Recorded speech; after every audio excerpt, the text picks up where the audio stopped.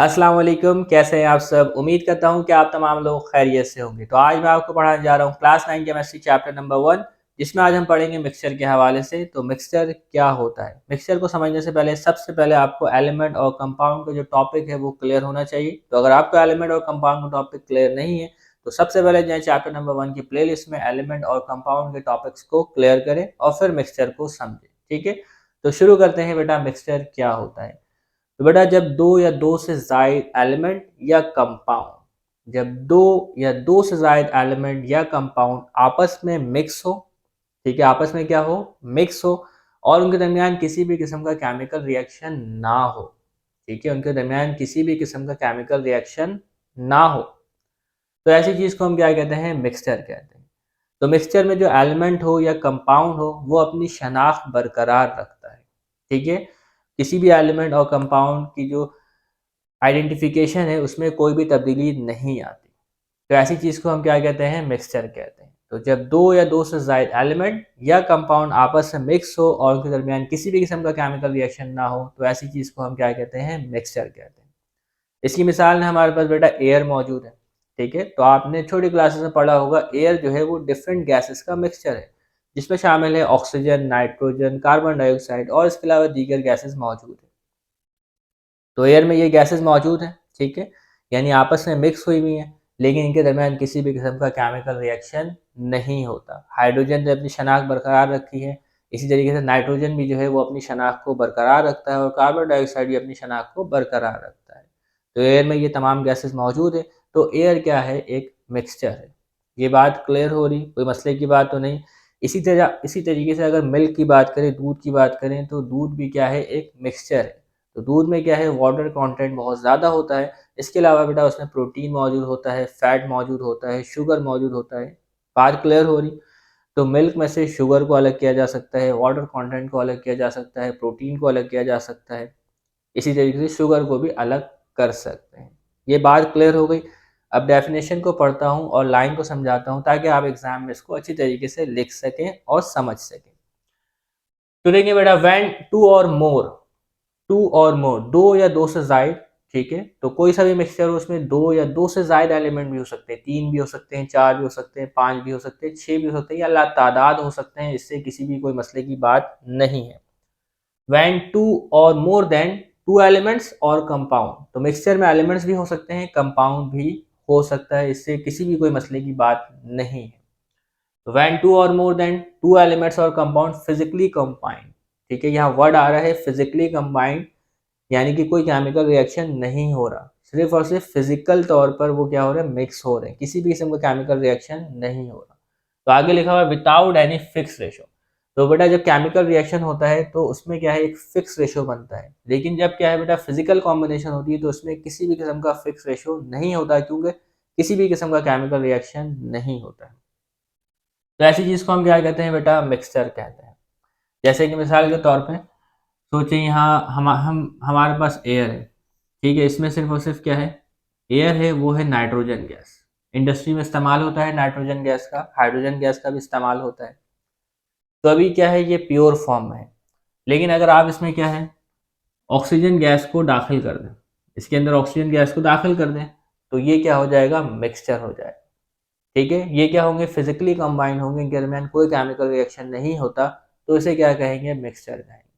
लेकिन अगर इनके दरमियान केमिकल रिएक्शन हो जाता है तो उसे हम क्या कहेंगे, उसे हम एक कंपाउंड कहेंगे। मिसाल के तौर पर यहाँ पे देखें, यहाँ एक गैस है हमारे पास, कार्बन मोनोऑक्साइड, एक कंटेनर में, इसमें आप ऑक्सीजन को इंसर्ट करते हैं, क्या कहते हैं, ऑक्सीजन को दाखिल करते हैं, तो इनके दरमियान क्या है, कुछ खास कंडीशन में केमिकल रिएक्शन होगा और ये तब्दील हो जाएगा कार्बन डाइऑक्साइड में। ठीक है, तो ये अब मिक्सचर नहीं है, यहाँ केमिकल रिएक्शन हुआ है, जबकि यहाँ पे क्या होगा, यहाँ पे आपके पास मिक्सचर हासिल होगा, क्योंकि इनके दरमियान कोई रिएक्शन नहीं होता। अब इस बात को आगे बढ़ाते हैं। तो जैसा कि मैंने कहा कि बेटा मिक्सचर में जो आपके पास एलिमेंट होता है या कंपाउंड होता है वो अपनी आइडेंटिटी को बरकरार रखता है, अपनी शनाख्त को बरकरार रखता है, उसमें किसी किस्म की कोई तब्दीली नहीं आती। The component substance retain their chemical property, तो इसमें जो कंपोनेंट सब्सटेंस ऑक्सीजन है या नाइट्रोजन है वो अपनी प्रॉपर्टी को बरकरार रखता है, रिटेन रखता है, इसमें किसी किस्म की कोई तब्दीली नहीं होती। मिसाल के तौर पर इस कंटेनर में हमारे पास ऑक्सीजन और नाइट्रोजन है, तो आप चाहें तो इस कंटेनर में से ऑक्सीजन और नाइट्रोजन गैस को अलग कर सकते हैं, क्योंकि ये मिक्सचर है। ऑक्सीजन तब्दील नहीं हुआ, नाइट्रोजन भी तब्दील नहीं हुआ है, तो आप क्या है इसे सेपरेट कर सकते हैं। अब जैसे यहाँ पे देखें कार्बन डाइऑक्साइड है, ये तो बिल्कुल केमिकल रिएक्शन के ज़रिए तब्दील हो गया, तो आप क्या है इसे अलहदा नहीं कर सकते, इसके लिए कुछ केमिकल रिएक्शन आपको करना पड़ेगा, ठीक है। जबकि मिक्सचर में आपको इसको अलहदा करना है तो केमिकल रिएक्शन आपने नहीं करना, आपने कुछ फिजिकल प्रोसेस को इस्तेमाल करना है, उससे भी हम पढ़ेंगे, आगे चलते हैं। तो मिक्सचर कैन बी सेपरेटेड, तो मिक्सचर को आप अलहदा कर सकते हैं, ये बात क्लियर हो रही, मिक्सचर को आप अलहदा कर सकते हैं बाय फिजिकल मेथड, जैसे कि filtration, evaporation, distillation and crystallisation. इन तमाम टॉपिक्स को आपने छोटी क्लासेस में पढ़ा होगा। फिल्ट्रेशन में बेटा फिल्टर करेंगे, जैसे कि आप इस पिक्चर में देख सकते हैं, यानी कि नीचे हमारे पास एक बॉटल मौजूद है और उसके ऊपर हमने एक फनिल लगाया, ठीक है, और फनिल के ऊपर हमने एक पेपर लगाया, और हमारे पास एक मिक्सचर मौजूद है सैंड और वाटर, ठीक है, सैंड और वाटर आपस में मिक्स है तो ये मिक्सचर कहलाएगा। तो अगर हमें सैंड को अलग करना है और पानी को अलग करना है तो हम क्या करेंगे, इस फिल्टर पेपर के ऊपर इनको उंडेल देंगे, तो क्या होगा, हमारे पास सैंड जो है वो फिल्टर पेपर के ऊपर आ जाएगा, जबकि पानी जो है वो अलहदा से बॉटल में चले जाएगा। तो फिल्ट्रेशन की मदद से आप मिक्सचर को अलहदा कर सकते हैं, ठीक है। जैसे कि इसकी मिसाल हमारे पास है सैंड एंड वाटर की। इसी तरीके से एवेपोरेशन, एवेपोरेशन में आप क्या कर सकते हैं, जैसे कि आप समुद्र का पानी ले लें, समुद्र का पानी घर ले आए और उसे किसी डिश में रख दें, तो डिश में रखेंगे तो क्या होगा, उसमें से पानी जो है वो एवेपोरेट हो जाएगा और उसके बाद जो सॉल्ट उसमें डिज़ोल्व होगा वो बकिया तौर पर रह जाएगा, जिसे आप देख भी सकते हैं। तो एवेपोरेशन की मदद से भी आप मिक्सचर को अलहदा कर सकते हैं। जो सी वाटर होता है उसमें बहुत सारे सॉल्ट के मिक्सचर मौजूद होते हैं, ये बात क्लियर हो रही है। या घर में भी आप कर सकते हैं, पानी में नमक को डिज़ोल्व करें अच्छे खासे अमाउंट में और उस पानी को इस तरीके से छोड़ दें, जब पानी एवेपोरेट हो जाएगा तो उसमें से आपको सॉल्ट जो है वो हासिल हो जाएगा, तो इस प्रोसेस को एवेपोरेशन कहते हैं। इसी तरीके से अगर डिस्टिलेशन की बात करें तो डिस्टिलेशन में भी आप दो चीज़ों का जो मिक्सचर होगा या तीन चीज़ों का मिक्सचर होगा उसको अलहदा कर सकते हैं डिस्टिलेशन के प्रोसेस के ज़रिए। लेकिन आपको मैं यहाँ डिस्टिलेशन का प्रोसेस नहीं समझाऊँ क्योंकि प्रोसेस जो है वो काफ़ी, वीडियो जो है वो काफ़ी लंबी हो जाएगी।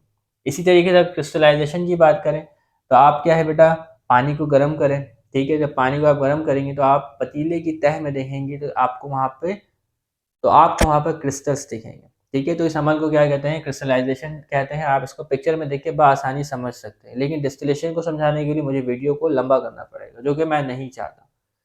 तो उम्मीद करते हैं बेटा मिक्सचर का टॉपिक जो है वो आपको क्लियर हो गया होगा। लेकिन मिक्सचर की भी दो टाइप्स हमारे पास मौजूद है। Number one is homogeneous mixture, number two is heterogeneous mixture.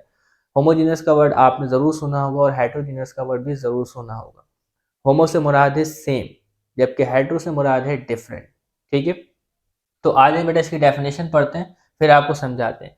तो how many types of mixture, there are two types of mixture, first one is homogeneous and second one is heterogeneous mixture. तो homogeneous mixture क्या होता है और heterogeneous mixture क्या होता है।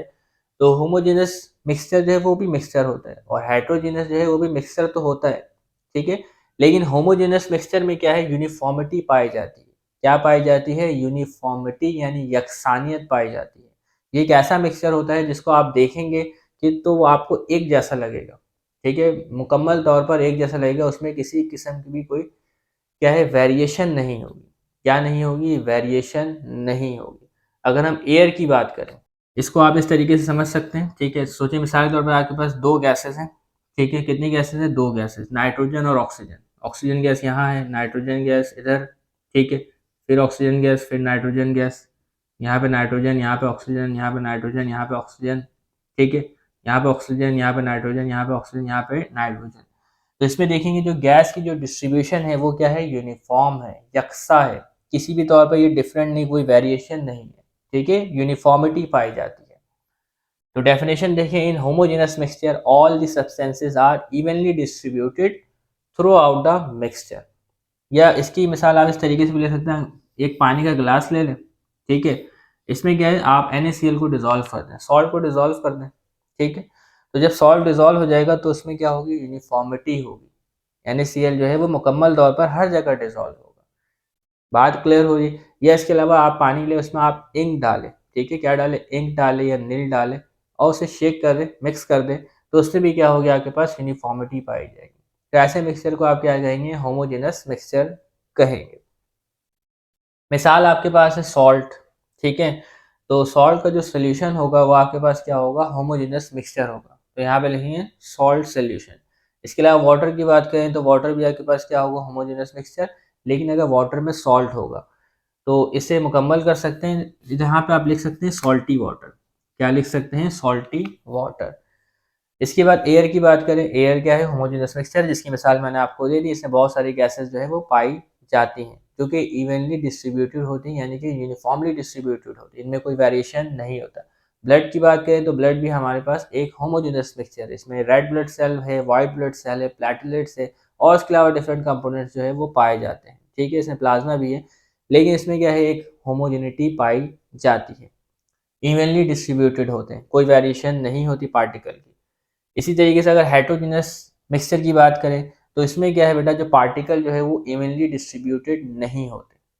ठीक है, यानी कि इसे अगर मैं मिटा दूं, या तो आप इस पिक्चर से भी देख सकते हैं, तो इसमें देखें, ये एक पार्टिकल है हमारे पास, अब वो कोई सा भी हो सकता है, और वो जो है वो ब्लैक कलर का पार्टिकल है, और जो दूसरा पार्टिकल है हमारे पास वो किसी और कलर का है, जो कि मैं आपको दिखाता हूँ, वो है ब्लू कलर का। ठीक है, तो ब्लू यहाँ पाया जा रहा है, यहाँ पाया जा रहा है, यहाँ पाया जा रहा है, यहाँ पाया जा रहा है, और यहाँ भी पाया जा रहा है, लेकिन ब्लैक यहाँ पाया जा रहा है बस एक जगह। ठीक है, ब्लू यहाँ पाया जा रहा है, यहाँ पाया जा रहा है। तो इस किस्म के मिक्सचर को हम क्या कहते हैं, हेटेरोजेनस मिक्सचर कहते हैं, जिसमें पार्टिकल की डिस्ट्रीब्यूशन इवनली नहीं होती, यानी कि नॉन यूनिफॉर्म होती है। तो डेफिनेशन है, in heterogeneous mixture the substances are not evenly distributed. Okay, definition clear हो गई। इसको आप एग्जाम में लिख सकते हैं। मिसाल है सोइल। तो कभी आप सी साइड गए हों या किसी भी जगह जाएं, आप अपने घर से बाहर जाएं, आप बजरी या रेत को देख सकते हैं, उसमें जो पार्टिकल्स होते हैं। ठीक है, उसमें आपको मुख्तलिफ किस्म के पार्टिकल दिखेंगे, डिफरेंट डिफरेंट कलर के दिखेंगे, डिफरेंट डिफरेंट शेप्स के दिखेंगे। ठीक है, तो उसमें क्या है, जो डिस्ट्रीब्यूशन होती है वो नॉट इवनली होती है, यानी कि नॉट यूनिफॉर्म होती है। होता तो वो मिक्सचर है, होता तो रेत क्या है, एक मिक्सचर है, लेकिन पार्टिकल की distribution not evenly, non uniform होती है, तो इसलिए उसे कहेंगे हेट्रोजीनस मिक्सचर। तो मिक्सचर की दो टाइप है, होमोजेनस और हेट्रोजेनस। होमोजेनस में जो पार्टिकल है वो आपको एक जैसे दिखेंगे, इवनली डिस्ट्रीब्यूट होंगे, और हेट्रोजेनस पार्टिकल जो है वो इवनली डिस्ट्रीब्यूट नहीं होंगे, बाकायदा आपको दिखेंगे भी वो। जैसे कि सोइल में आपको दिख सकते हैं, पत्थरों में भी दिख सकते हैं, पत्थरों में आपको मुख्तलिफ लेयर्स दिखेंगी, कभी आप देखेंगे अगर गौर से तो आपको वो ज़रूर दिखेंगे। ठीक है, लेकिन वैसे तो उसमें जो पार्टिकल की डिस्ट्रीब्यूशन नॉन यूनिफॉर्म होती है। इसी तरीके से अगर आप लकड़ी को देखें तो लकड़ी में भी आप नॉन यूनिफॉर्मिटी देखेंगे। ठीक है, कुछ पार्टिकल्स के कलर डिफरेंट होंगे, कुछ पार्टिकल्स के कलर डिफरेंट होंगे अगर आप उसे कट करते हैं, तो वो भी तो एक मिक्सचर है, लेकिन क्या है, हेट्रोजीनस मिक्सचर है। तो उम्मीद करते हैं बेटा आपको मिक्सचर का जो टॉपिक है वो क्लियर हो गया होगा। तो आने वाली वीडियोस में एलिमेंट, कंपाउंड और मिक्सचर के दरमियान फ़र्क को समझेंगे। तो तब तक के लिए इजाज़त दीजिएगा, चैनल को सब्सक्राइब कीजिएगा। अल्लाह हाफ़िज़।